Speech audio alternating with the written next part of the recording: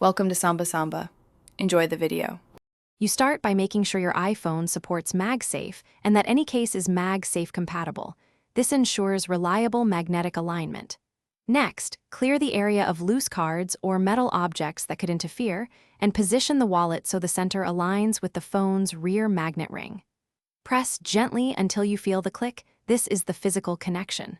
Once done, glance at the fit.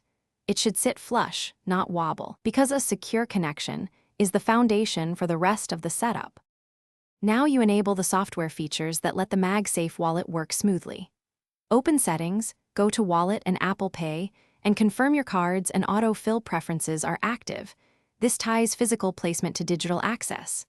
Make sure Bluetooth and NFC are turned on, and update iOS if the phone prompts you. Updates fix connectivity issues. Then, with the phone unlocked, bring the attached wallet close and verify the card appears or is selectable. This confirms the phone recognizes the accessory.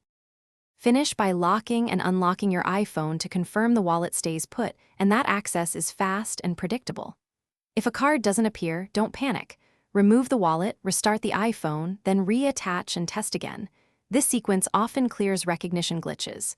Make sure no keys, coins, or other magnetic items are interfering. They can shift alignment or block the signal. One key troubleshooting tip: if problems persist, try a different MagSafe compatible case or contact Apple support for hardware diagnostics. Thanks for watching. Consider subscribing if we helped you.